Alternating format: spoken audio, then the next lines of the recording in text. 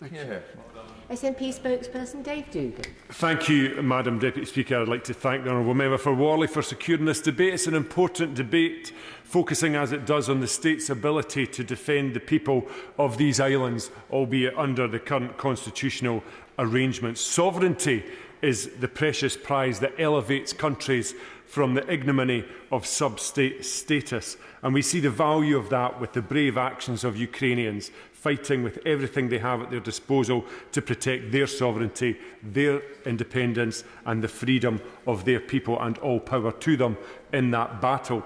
Value in defence terms can be for some an abstract concept, especially in times of prolonged peace at home. But insofar as this was generally the case for the last 75 years, we should wake from that complacency now as democracy fights for its very survival in the cities of Ukraine.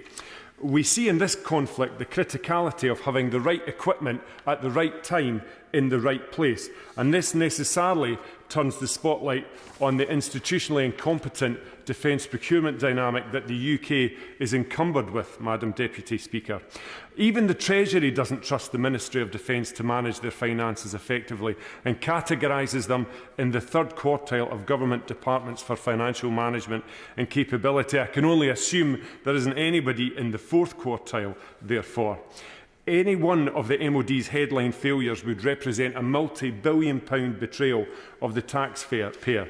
But the Ministry of Defence has a veritable conveyor belt of these debacles, from Nimrod to Chinook, through Warrior to Ajax. And there's going to be a lot more said about Ajax tomorrow, Madam Deputy Speaker, but it really takes the biscuit in terms of absolute dysfunctional defence procurement. Creative accounting with rose-tinted projections which plan for undetermined savings to accrue to the MOD's balance sheet at some unspecified point in the future is the culture that manifests claims that will see a £4.3 billion under budget over the plan come in £4.3 billion under budget. No detail, no plan. The NEO report on the equipment plan states that the MOD has been over-optimistic in their assumptions of targeted savings and have identified a number of cost savings with no plan as to how they will be achieved. £4.2 billion of extra spending that the MOD haven't included. The MOD's own Cost Assurance and Analysis Service produced an independent assessment of the cost of projects making up 58% of the plan's costs this year and concluded that these will likely cost £7.6 billion more than projected. It's expected that the Dreadnought alone, the Dreadnought programme alone, the largest one in the plan, already delayed 6 years, will cost an extra £2.6 billion. Early business cases for the new medium-lift helicopter and future commando force show that these programmes are currently underfunded, and in the case of the new medium-lift helicopter, industry primes are currently waiting for the MOD to behave like a procurement organisation that has a clue what it wants or even just when it wants it, but that's in vain. So despite the taxpayers' large budget increase to the Ministry of Defence, the equipment plan will go over budget in the next few years, and the ministers are fooling nobody when they discuss how they're going to make savings somewhere, somehow, over the next 10 years. On personnel, currently the Army's target strength will be cut from 82,000 to 73,000 by March 25, and other TLBs must make savings by 2030, equivalent to reducing their count by 6,350, while the cost of the MOD civilian workforce needs to be lowered by 10% by March 25. This finger-in-the-air cost-cutting is consistent with neither basic principles of resource management nor the new threat environment faced by the West. The Department's financial plans also assume, once again, further unspecified workforce cuts of £2.5 billion by 2030. But it's not yet announced how it intends to achieve this, and almost certainly doesn't take into account inflationary pressures on either pay or the costs on costs of remaining staff. Armed Forces housing is in a shocking state, Madam Deputy Speaker, as other honourable members have stated, and the Armed Forces inhabiting single accommodation blocks. Of these, just under half are satisfied with their accommodation and 36% live in poorer grade accommodation. Despite this, though, the MOD have failed to invest in adequate housing, and the NAO described their planned investments as not even being sufficient to fund further deterioration in the estate, much less improved conditions for personnel. If the MOD truly wish to make the Army smaller but more efficient, they need to invest in making the Army a more attractive destination for potential recruits, and shabby accommodation is not a particularly good place to start with that.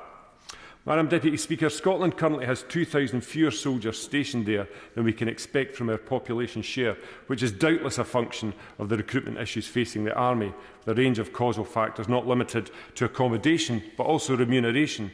Scotland's progressive tax system mitigates this to some extent, with rank and file often paying less tax in Scotland. Additionally, those who live off estate in Scotland pay less council tax on average, and of course they benefit also from free prescriptions. Finally, financial chaos leading to flip-flopping on base closures and disposals isn't helpful either.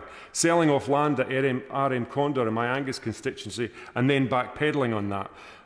What's the future for Redford Barracks, Fort George, HMS Caledonia, their long-term future? How long will the MOD stick with today's vague disposal plans? This culture leaves communities reeling from uncertainty and saving plans that are volatile and not credible. Scotland has 32% of the UK landmass and 63% of the maritime area, yet only 7% of the defence personnel and no surface warships stationed in Scotland, meaning that when Russia does come knocking on Scotland's door, the Royal Navy are busy at the other end of this island and take fully a day to engage.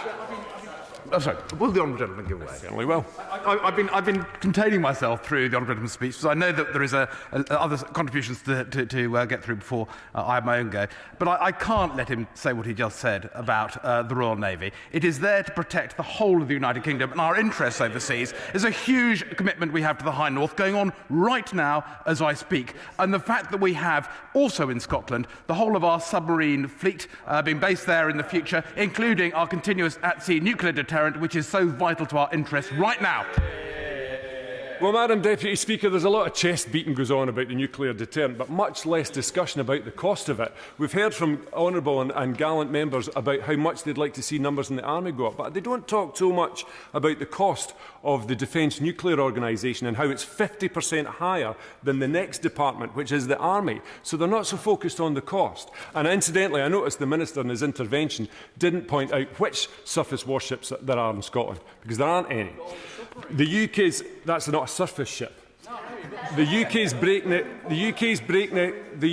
breakneck pivot away from the European domain has clearly and dramatically been overtaken by recent events in Ukraine.